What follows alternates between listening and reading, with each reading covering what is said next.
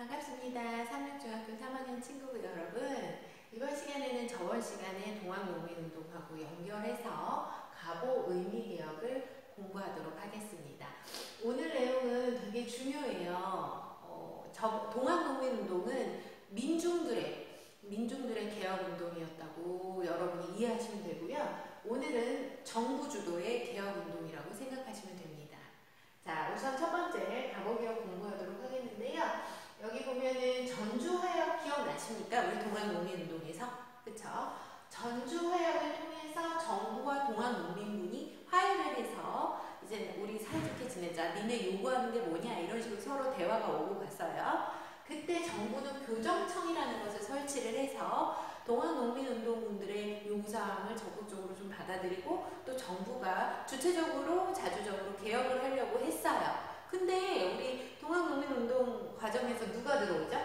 청나라의 도움 요청을 통해서 청나라 군대가 들어오고, 태진조약으로 일본도 들어옵니다. 그래서 일본이 어디를 점령하죠? 경복궁을 점령하죠. 그러면서 얘네가 김홍집이라는 애를 앞세워서 궁극기무처를 중심으로 개혁을 추진합니다. 이게 안타깝게도 가보개혁이에요. 그래서 이때 이제 교정청은 폐지가 되고,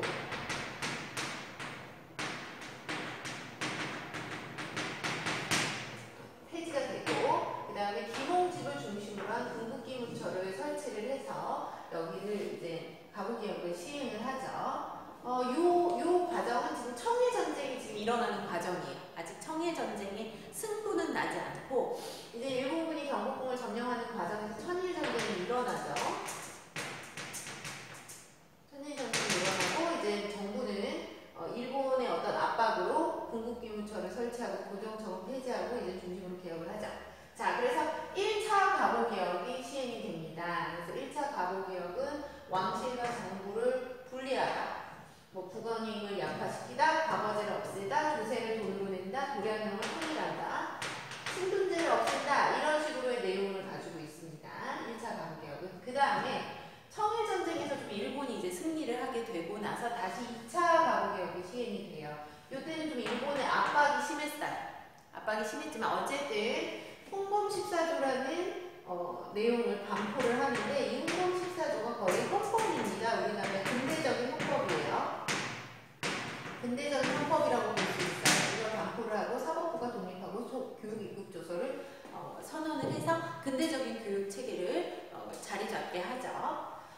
전체적으로 가보개혁은 우리나라의 근대화의 시작이다라고 평가하고 있는 개혁입니다. 우리 강화도 조약은 개화의 시작이다라고 표현하고 있죠. 개화가 시작됐다. 근데 이때는 진짜 이제 근대사회가 발전됐다. 근대사회의 기준이라고 많이 보는데, 가장 중요한 부분이 이 신문제예요. 신문제가 드디어 폐지가 됐습니다. 그래서 이게 역사뿐만 아니라 국어과에서도 수학에서도 과학에서도 다양한 과목에서도, 특히 이제 국어 문학 쪽에서도 이 가보개혁 전후로 해서 문학사가 많이 달라져요. 그러니까 이 가보개혁이 우리나라의 근대적인 사건 중에 첫 출발점이다. 네. 그래서 우리 가보개혁에 대해서 좀 더 자세하게 영상을 통해서, 선생님 개인 영상을 통해서, PPT 영상 같은 걸 통해서 살펴보도록 하겠습니다. 자, 교과서 22페이지 펴주세요. 우리 가보개혁에 대해서 지금 공부하고 있는데, 1차 가복에 대한 내용과 2차 가복에 대한 내용을 좀 더 자세하게 알아보도록 합시다. 김홍집 내각은 군국 기무처를 중심으로 정치, 경제, 사회 전반에 걸친 개혁을 추진하였습니다.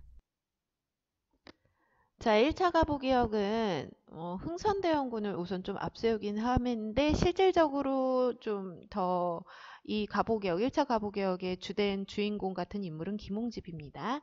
자, 김홍집을 통해 가지고 군국기무처를 통해서 이제 개혁이 시행이 되죠. 정치 부분 볼까요? 자, 왕실과 정부의 사무분리. 옛날에는 왕이 곧 나라고, 나라가 곧 왕입니다. 왕을 무슨 국가의 아버지, 그 다음에 왕비를 국가의 어머니라고 표현할 정도로 왕과 국가는 완전히 그 한 몸이었어요. 근데 왕실 업무와 어떤 정부의 행정적인 업무를 분리해 버립니다. 그럼 자연스럽게 국왕의 권한도 약해지죠. 그 다음에 과거제를 폐지하고 새로운 관리 등용 제도를 마련하는데요. 요거 솔직히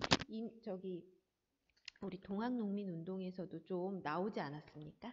예. 관리 채용을 지벌을 탑하고 인재를 등용할 것이라고 우리 배웠죠. 동학농민운동에 대한 내용이 반영됐다고 볼 수 있습니다. 자, 그 다음에 경제를 볼게요. 예. 조세 급납하라는 뜻이 뭐냐? 세금을 금으로 내라 라는 뜻인데, 조세는 이제 세금이죠. 국가에서 걷어들인 세금, 급납하는 금으로 납부하라 라는 뜻인데, 여기서 금이라는 것은 일종의 돈, 화폐라고 봅니다. 자, 세금을 조선시대는 쌀로도 냈고요. 특산물로도 냈어요. 뭐 예를 들어 구리시 사람이라면 먹골배가 유명하죠. 우리 여러분 친구들 학교 올라오는 길에 여기 양쪽에 배밭이 있는데 그 구리시는 옛날부터 먹골배가 유명했어요. 뭐 그래서 난 구리시 뭐 백성이다. 구리시에 산다. 그러면은 뭐 배 한 박스씩 내라. 이런 특산물을 내라고 하기도 했고요. 그 다음에 이제 뭐 나중에 저희 초기에는 노동력을 세금으로 냈지만 그 그 명주로 만든 그 면포 이런 거를 내기도 했어요. 그런데 그냥 다 뭘로 내라? 돈으로 내라. 굉장히 깔끔하고 정확하죠, 돈이. 뭐 이렇게 특산물 같은 거나 쌀이나 이게 야 천을 내라 이런 건 약간 좀 애매하잖아요. 근데 돈이라는 것은 정확한 숫자로 구성되어 있기 때문에 뭔가 조세를 깨끗하고 깔끔하고 또 함부로 징수하지 않게 만들려는 조항입니다. 그 다음에 도량형 통일은 뭐냐면 도량형, 길이, 크기, 무게라는 뜻으로 전국의 그때 당시 조선시대에 크기, 길이, 무게 재는 게 다 달랐어요. 단위가 다 달랐는데 그걸 하나로 단위를 통일하자. 뭐 킬로그램, 그 다음에 센티미터 이런 식으로 통일하자. 이게 도량형 통일입니다.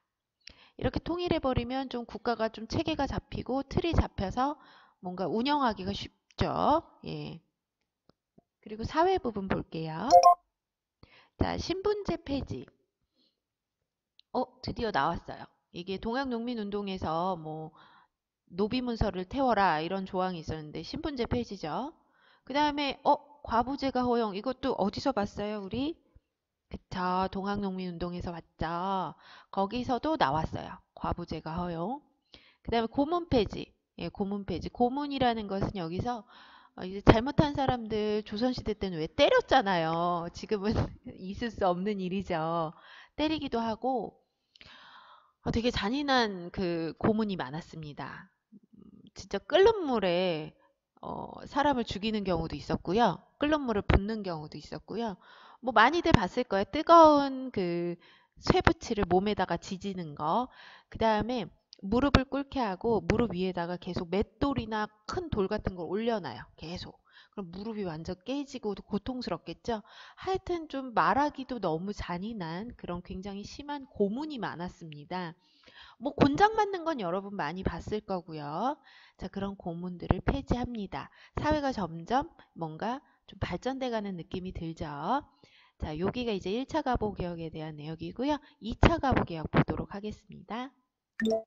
청일전쟁에서 승리한 일본은 흥선대원군을 물러나게 하고 군국 기무처를 폐지하였으며 박영효와 김홍집이 함께 내각을 구성하여 개혁을 추진하였습니다.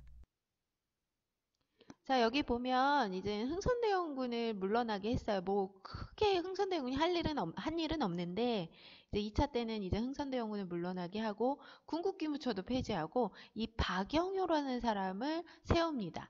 이 박영효는 언제 또 등장했었냐면 옛날에 갑신정변 때 등장을 했었어요. 물론 갑신정변 때 제가 김오균을 더 이렇게 좀 표현을 했고 더 설명을 했는데 김오균하고 박영효랑 같이 이 급진개혁파로서 그 갑신정변을 일으켰다가 이 김오균은 이제 일본에서 죽는데 얘는 어떻게 살아요? 잘 살아요. 이분이 저기 철종의 사위예요. 또 나름의 왕실하고도 연결이 있는 철종의 사위. 철종한테 딸이 있는데 그 딸하고 결혼한 남자기도 하고, 아무래도 이 사람은 급진계열파 출신이고 이제 일본 쪽하고 좀 친근하겠죠. 그래서 박연효랑 김홍집을 동시에 세워서 내각을 구성합니다. 여기서 내각이라고 하면은 지금 현재 그냥 우리나라로 보면 청와대로 볼게요. 근데 조금 다른데 일본으로 보면 아베 총리가 있는 게 내각이에요. 예. 그러니까 총리죠. 얘네들이 총리라고 보시면 됩니다. 왕은 있으니까 얘네들이 총리. 자, 2차 가복에 대한 내용 한번 살펴보겠습니다. 자, 홍범 14조를 반포합니다. 자, 홍범 14조는 우리나라의 근대적 헌법이라고 볼 수 있는 의미가 있는 조항인데요. 여기 보면 고종이 발표한 개혁 방침으로 청에 의존하지 않음이라는 내용이 첫 번째 들어가고 있어요. 참 강화도 조약도 참 청에 의존하지 말라고 나와 있는데 여기는 정말 진짜 청에 의존하지 않겠다라는 다짐이 있고요. 자, 왕실과 정부의 사무분리. 선생님, 아까 1차 가보개혁에 대한 내용이 있네요. 1차 가보개혁에 대한 내용을 홍범 14조라고 해서 나름 고종이 발표한 개혁 방침에 집어넣기도 하고 여기에 또 새로운 걸 집어넣기도 했어요. 예. 이 홍범 14조가 이른바 가보개혁의 총체적인 내용이에요. 총체적인 내용인데 1차 내용도 여기다 집어넣고 그래서 좀 더 이제 파워 있게 좀 더 체계적으로 홍범 14조가 헌법이라고 했잖아요. 헌법이라는 건 굉장히 힘이 센 거죠. 예, 그 법이라는 건 함부로 건들 수가 없는 영역이니까 여기다가 이제 홍범 14조에다가 1차 내용도 집어넣습니다. 자, 법에 따른 조세부가 재정에 일어나 요것도 아까 얘기한 것처럼 조세부가 세금을 좀 더 깨끗하게 투명하게 걷자 그런 내용이고, 인재 등용의 문 개방, 이것도 과거제를 폐지하고 새로운 인재 등용을 개발하자, 만들자 그런 내용입니다. 그 다음에 제일 좀 중요한 게 있어요. 재판소 설치. 자, 사법권을 행정기구에서 분리한다. 선생님, 이게 무슨 소린가요? 네, 여러분, 옛날에는 검사, 판사, 변호사 같은 사법부와 관련 있는 사람들이 없었다고 보시면 됩니다. 그럼 선생님, 억울한 일이 있거나 누군가 재판을 받을 때는 누가 그거를 하나요? 보통 왕이 하거나 아니면은 호조판서 뭐 이런 사람들이 하거나 정부에서는, 중앙에서는, 지방에서 예를 들어 내가 마을에서 저기 순이한테 뭔가, 순이 잘 나오네요. 저번에도 제가 수업 시간에 순이 얘기했는데 순이랑 싸웠어 내가. 그래서 사또한테 억울해가지고 사또한테 가가지고 사또, 제가 순이랑 이렇게 싸웠는데 해결해 주십시오 하고 가죠. 뭐 사극이나 여러 전라동화를 보면. 즉 사또가 판사예요. 지금으로 보면 여러분 구리시장이 판사도 하는 거예요. 구리시장이 검사도 하는 거예요. 좀 어떨 것 같아요? 예, 좀 정확하거나 확실하지 못한 영역이죠. 예. 지금은 시장님이 절대로 사법적인 행동을 하지 않습니다. 뭐 재판을 하건 누구를 뭐 이렇게 하지 않습니다. 그래서 사법권을 행정기구에서 분리를 해서 근대적인 재판을 실시해서, 자, 이때부터 이제 재판소가 설치되고 우리나라도 판검사, 그 다음에 이제 변호사 같은 그런 틀이 잡히기 시작하죠. 자, 그 다음에 교육입국조서 반포 볼까요? 자, 근대식 학교를 설립하고 사범학교와 소학교를 설립합니다. 자, 여러분 그 전에 학교는 대부분 무슨 학교일까요? 자, 바로 무슨 학교? 예, 서당, 서원, 성균관, 아니면은 향교, 뭐 이런 옛날에 성리학 유교 질서를 배우는 그런 느낌의 학교들이죠. 근데 이젠 근대식 학교를 설립하는데 여기 사범학교와 소학교를 설립하는데 이 소학교가 지금으로 보면 초등학교급이거나 약간 중학교도 포함하고 있습니다. 그러니까 초중을 포함하고 있는 소학교, 그 다음에 사범학교는 고등학교와 대학교를 조금 끼고 있는 학교. 그래서 보통 이제 소학교 나오고 사범학교 나오면 보통 교사가 될 수 있었어요. 근데 지금은 어때요? 교사가 되려면 초등학교, 중학교, 고등학교 나와야 되고, 물론 이제 고등학교 굳이 안 나와도 뭐 검정교실 시스템도 있지만 대학교를 가서 혹은 대학원을 가서 사범대를 계열을 가서 교사 자격증을 따야 되는데, 이때는 이제 조금 예, 소학교와 사범학교만 나오면. 그래서 보통 뭐 19, 20살에 교사 되는 친구들이 있었어요. 그 시대 때는. 그래서 뭐 이렇게 상록수라는 옛날 소설책 같은 거 읽어보면 주인공이 막 20살, 21살인데 교사예요. 예, 옛날엔 그랬다고 합니다. 자, 요게 바로 2차 가보개혁이에요. 자, 가보개혁은 전체적으로 내용이 어때 보여요? 아우, 되게 좋아요. 솔직히 신분제도 폐지되고, 그쵸? 조세제역도 개혁되고, 뭔가 민주적이고 체계적인 국가로 운영되는 듯한 느낌도 들죠. 그리고 가장 중요한 건 동학농민군이 주장한 개혁을 수용했어요. 예, 그것도 아주 긍정적인 개혁이라고 볼 수 있습니다. 또 일본한테 좀 간섭은 받았지만 그래도 일본은 우리가 자주적으로 개혁을 했다라고 평가받고 있는 개혁이 가보개혁입니다. 근데 우리 교과서에는 좀 안 나오지만 이 가보개혁에 약간 오점이 하나 있어요. 군대개혁이 없습니다. 예, 여러분 군대개혁 보셨나요? 안 보셨죠? 안 보였죠? 군대개혁이 없습니다. 이거 일본이 일부러 우리나라 군대 제도를 개혁하지 않았어요. 일부러 개혁하지 말라고 방해했어요. 하지 말라고. 그 이유는 뭘까요? 우리나라 침략 잘하려고. 예, 우리나라 군대가 세지면 안 되니까. 그런 내용도 포함되어 있다는 것에 약간 다소 씁쓸하네요. 자, 여기까지 1차, 2차 가보개혁에 대한 내용이었습니다. 자, 가보개혁에 대해서 잘 정리가 되셨나요? 자, 그 다음에 오늘 이제 두 번째 개혁인 의미개혁을 통해서 또 우리 조선이라는 나라가 어떻게 변화되어가고 있는지 살펴보도록 하겠습니다. 자, 우선 청일전쟁에서 누가 승리했죠? 일본이 승리했죠? 원래 승리한 국가는 패전국한테 뭐 배상금을 요구하거나 뭔가를 어떻게 요구합니다. 뭔가 그런 그 요구사항을 요구합니다. 경제적인 그런 걸. 그래서 일본하고 청나라는 조약을 맺어요. 네. 이게 시모노세키 조약입니다. 참 발음하기가 조금 다소 부담스럽네요. 시모노세키 조약. 그래서 일본은 청나라한테 뭘 요구하냐? 라오우 반도를 요구합니다. 그럼 라오우 반도가 어디냐? 여러분 이렇게 튀어나온 데 혹시 알아요? 우리나라에는 그림 좀 못 그리나? 자, 여기다 말고 조금 보이는 데다 그려볼게요.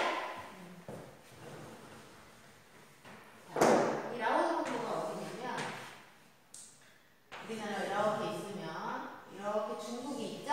여기가 중국, 그 다음에 우리나라, 여기가 일본. 자, 여기 이렇게 튀어나온 데가 있어요. 이거 튀어나온. 여기가 바로 뭐냐면 여러분 많이 들어봤을 거예요. 요동반도 들어봤어요? 많이 들어봤죠? 요동정벌 뭐 이런 거. 자, 우리나라 한국사에서 요동이라는 데가 언제 나오냐면 광개토대왕, 네, 광개토대왕 때도 나오고요. 그 다음에 위화도회, 이성계 위화도회 때 이제 요동정벌하러 갔다가 돌아오죠. 이 요동이라는 단어도 많이 나오고요. 요서라는 단어를 좀 들어봤을 거예요. 요서, 요동요서. 요동요서가 무슨 뜻이냐면 여기 요하라는 강이 있어요. 그래서 요하라는 강 동쪽이 요동, 요하라는 강 서쪽이 요서. 요서 같은 경우에 백제 때 근초고왕이 요서 지방을 또 관리하기도 했습니다. 기억나시나요? 너무 오래돼서 기억이 안 나죠? 아무튼 이 요동반도가 바로 라오뚱 반도 이렇게 꼴로 튀어나왔어요. 여기가 잘 우리가 이제 지도 우리나라 지도만 보다 보니까 저게 잘 익숙한 곳이 아니죠. 이 요동반도를 청나라한테 달라고 해서 줍니다. 청나라 주죠. 뭐에 졌으니까? 전쟁에서 졌으니까. 그런데 여기를 먹으니까 일본 입장에서는 이제 좋죠. 약간 일본은 솔직히 말해서 우리나라뿐만 아니라 중국, 동남아시아 다 먹으려고 하는 야욕과 욕심을 불렀던 나라입니다. 자, 북쪽까지 치고 올라오니 누가 조금 이게 좀 신기가 불편하냐? 러시아. 러시아도 지금 이 위쪽에 있죠. 우리나라 위쪽에. 러시아가 이제 일본이 여기까지 온 거에 대해서 신기가 불편해서 프랑스랑 독일을 끌어들여서 일본을 압박을 해요. 너 너무한 거 아니냐. 아무리 청일전쟁에서 이겼다 한들 이것까지 달라고 한 건 너무 좀 오버다. 너무 과하다. 이런 식으로 이제 지적하고 압박을 해서 결국에는 일본이 청에게 라오뚱 반도를 다시 올려줍니다. 자, 이 사건을 뭐라고 하냐? 삼국간섭이라고 합니다.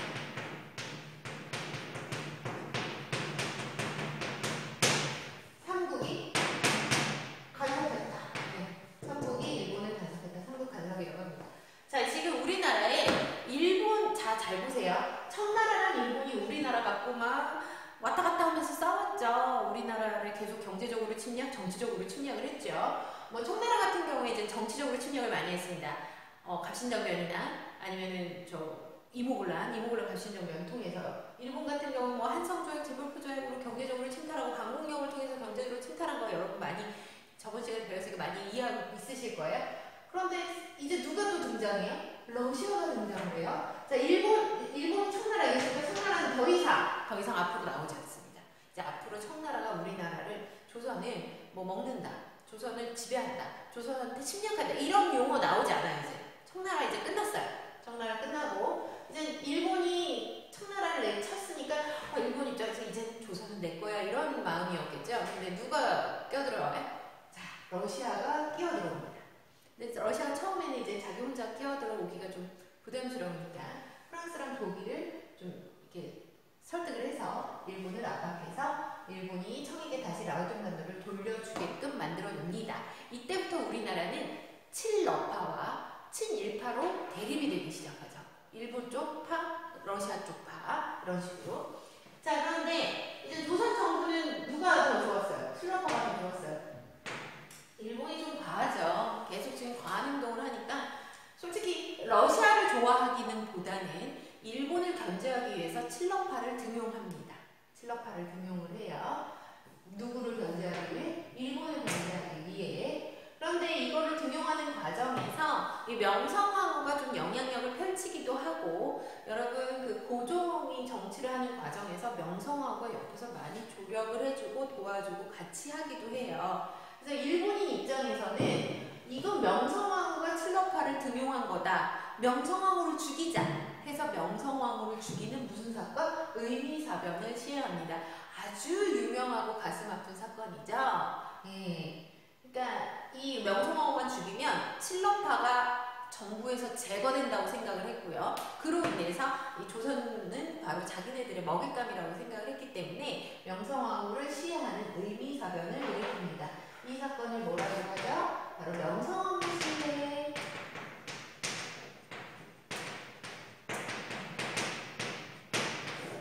자, 의미사변에 대해서 좀 역사적 비하인드 스토리를 얘기해 드리자면요.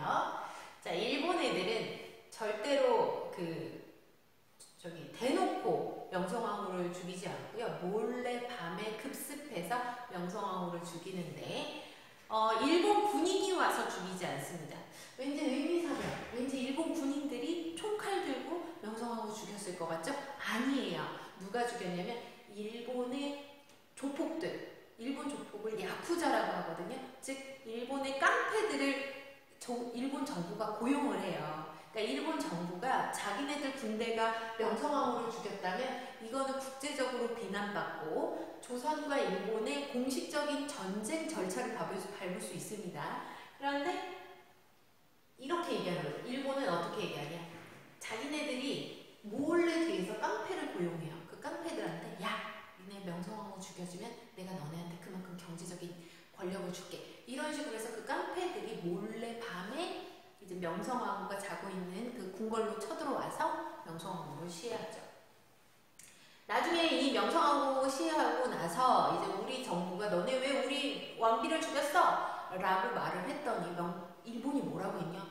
우리는 모르는 일이야. 우리는 모르는 일이야. 우리나라 깡패들이 죽였구나. 이런 식으로 얘기를 해요. 그러니까 뒤에서 다 짜고 치고 계획을 짰으면서 겉으로는 자기네들 군인이 하지 않았다고 하고 그거는 깡패들이 한 일이니까 일본 정부는 모르는 일이다. 이런 식으로 발뺌을 합니다. 그 발뺌을 하기 위해서 일부러 일본이 그 야쿠자, 닌자, 사무라이 출신의 그런 조폭, 깡패들을 야쿠자를 고용해서 명성황후를 시해합니다. 그들은 명성황후를 시해하는 방법이 굉장히 잔인했습니다. 나중에 명성황후 시체조차도 남아있지 않을 정도로 명성황후 옷을 벗기고 난도질하고 입에 담기도 좀 끔찍을 해요. 갈기갈기 다 찢고 말하기 좀 그렇죠. 듣기도 여러 거북할 텐데 그리고 석유 뿌려서 다 태웠습니다. 조금 더 과한 얘기를 하자 보면 이 명성황후를 또 강간을 했다는 기록도 있습니다. 죽이는 과정에서 아주 나쁜 놈들 있죠. 그 명성황후가 그러면서 이제 죽어가면서 얼마나 고통스러워. 과정에서 손톱이 빠졌어요. 이렇게 막 저항하는 과정에서 이제 손톱이 빠졌는데 그 손톱 하나만 남아있고 나머지 명성황후의 시체는 다 탔습니다. 없어졌어요. 아무것도 없어요. 왜냐면 일본 애들 입장에서는 명성황후 그냥 칼로 꾹 찌르고 죽이고 떠나면 명성황후가 어떻게 죽었는지 막 그 증거를 찾고 누가 죽였는지 증거를 찾고 그 사람 명성황후를 죽인 사람을 막 죄인을 잡으러 다니고 그럴 거 아니에요. 완전히 모든 증거를 없애기 위해 명성황후에 관한 시체 및 옷가지들을 다 태워서 없앴습니다. 자, 그 아까 손톱 하나 남았다고 했죠? 그 손톱을 어떤 궁녀가 명성황후 손톱을 하나 간직하고 있다가 지금 현재 여러분 남양주시 홍유릉이라는 곳이 있어요. 가본 친구들 있을 거예요. 그 홍유릉의 홍릉이 바로 명성황후와 고종의 합장릉인데 거기에 명성황후의 무덤이 있는데 실제로 지금 시체는 다 없죠? 예, 바로 손톱이 거기에 묻혀져 있습니다. 너무 가슴이 아프죠? 예. 어쨌든 예, 정말 일본 애들 나쁜 놈들이 지금 자꾸 우리가 자꾸 이렇게 역사 공부하다 보면 계속 선생님은 일본 나쁜 놈이라고 얘기할 수밖에 없어요. 예, 일본 나쁜 놈들이 아주. 명성황후를 시해하고 얘네가 의미개혁을 시행합니다. 이제 가보개혁 못지않게 또 개혁을 또 시행을 해요. 일본인 입장에서. 근데 뭐 개혁의 내용이 나쁘지는 않습니다. 그러나 일본 주도로 개혁을 했다는 것이 조금 찝찝하긴 한데 어쨌든 여기 보면 연호를 제정합니다. 연호가 뭐냐? 여러분 영락 이런 거 들어보셨어요? 광개토대왕의 연호 영락 기억나요? 기억 안 나세요? 이 연호라는 건 그 해에 호를 정하는 겁니다. 자, 잘 들으세요. 자, 광개토대왕으로 예를 들어볼게요. 광개토대왕은 자기의 연호를 영락이라고 지었어요. 그럼 광개토대왕이 왕이 딱 된 해를 영락 1년. 그 다음에 광개토대왕이 2년째 왕 노릇을 하고 있다. 그럼 그 해를 영락 2년. 이렇게 부릅니다. 요거는 그 청나라, 중국 청나라에서도 연호를 많이 정했는데요. 옹정제 2년, 옹정제 3년, 뭐 이런 식으로 얘기를 해요. 그러니까 청나라 애들도 그 자기 왕한테 호를 정해서 그 호를 연에다가 쓰는 거예요. 몇 년. 그러니까 2020년이라고 쓰지 않는 거예요. 자, 예를 들어 선생님이 왕이 됐어요. 말도 안 되지만 하여튼 왕이 됐어요. 난 연호를 정하겠다.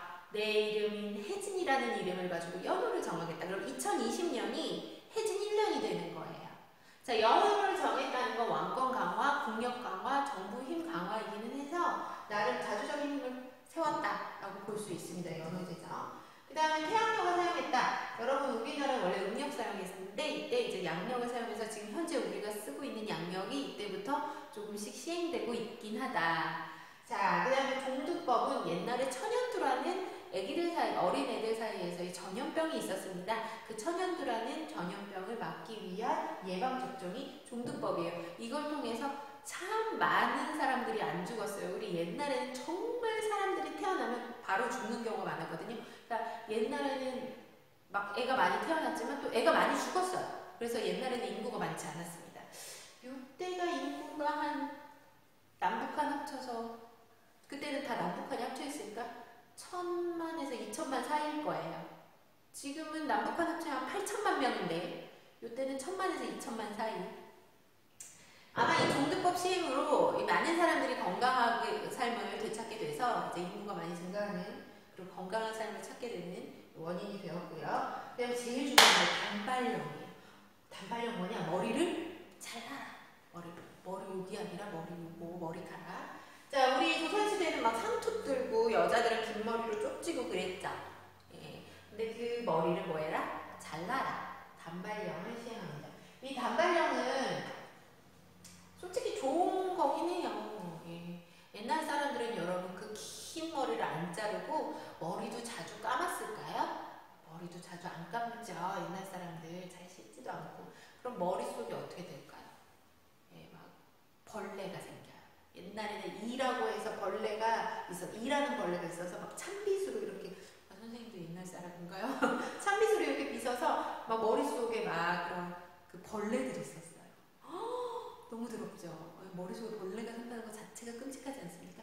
자, 그러니까 위생을 위해서 위생을 위해서 유길준이라는 사람이 본인이 스스로 머리를 자르면 머리 너네 잘라라 위생을 위해서 이건 정말 좋고 어디 일하러 다닐 때나 뭐 공부하러 다닐 때도 머리가 찰랑찰랑 길면 불편하지 않느냐 머리가 짧으니까 너무 편하다 그래서 단발령을 추진하려고 정부도 그렇고 일부 개화파 지식인들도 그렇고 추진을 하려고 했는데 지금 백성들은요 우리 저번에 갑신정변 통해서도 알겠지만 개화에 조금 잘 모르죠. 개화가 뭔지도 잘 모르고 개화를 조금 무서워하고 있죠. 근데 조금씩 마음의 문이 열리고 있는 상황인데 너무 극단적으로 이제 머리 잘라고 그래서 깜짝 놀랐어요. 왜냐하면 아직도 유교 사상이 있어서 머리는 함부로 자르면 안 돼. 왜냐?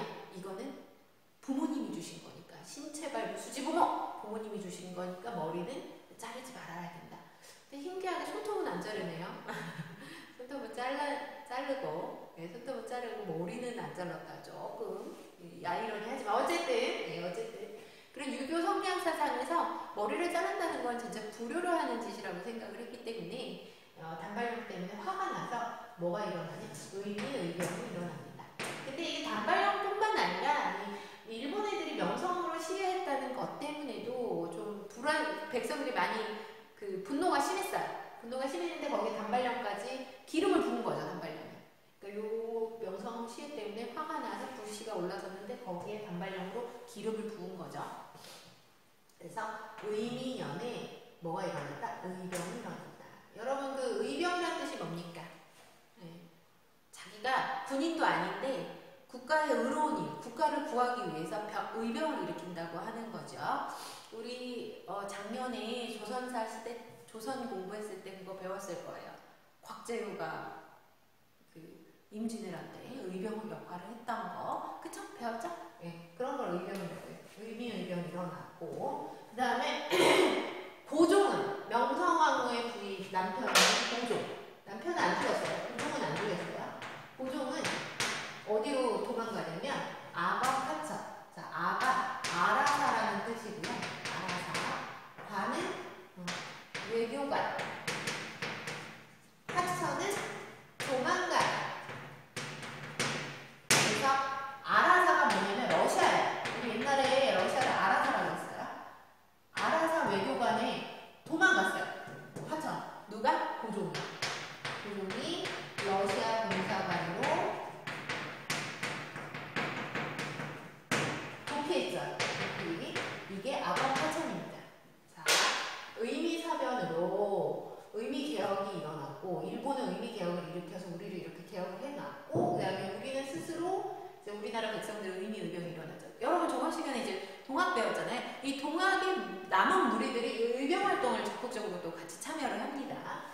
자, 그 다음 고종은 이제 러시아 공사관으로 도피해요. 그러니까 완전히 이제 조선 정부는 약간 어디로 기울어졌어요? 러시아 쪽으로 기울어졌죠. 자, 일본 가만히 있을까요? 일본 가만히 안 있을 것 같죠. 예. 일본 또 무슨 짓을 저지를까요? 그거는 다음 시간에 공부하도록 하고 힌트를 주자면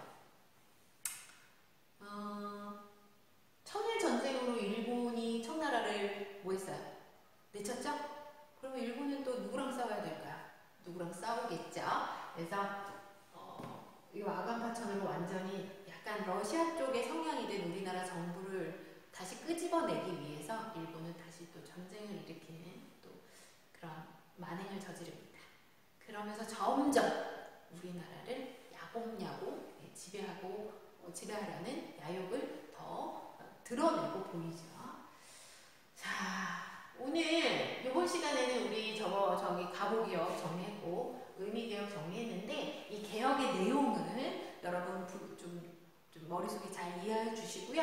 어떤 거가 가보개혁인지 어떤 게 의미개혁인지 그거 잘 구분하시고 특히 가보개혁 같은 경우에 동학농민운동하고 노무현농민운동의 패정개혁안하고 좀 비교해 보시는 것도 공부하시는 데 많은 도움이 되실 겁니다.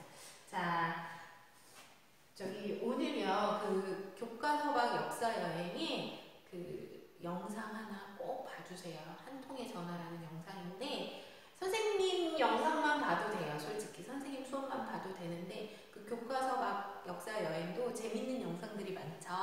근데 오늘은 좀 한번 봐주셨으면 좋겠습니다. 의미사변하고 조금 관계 깊으면서 조금 와 하는 이야기예요. 뭐 이미 본 친구들 아는 친구들 많겠지만 저는 제가 역사 제일 좋아합니다. 꼭 한번 같이 봐주시면서 오늘의 내용 마음속으로 이해하시고 공감하는 시간 가지셨으면 좋겠습니다. 다음 시간에 뵐게요. 안녕.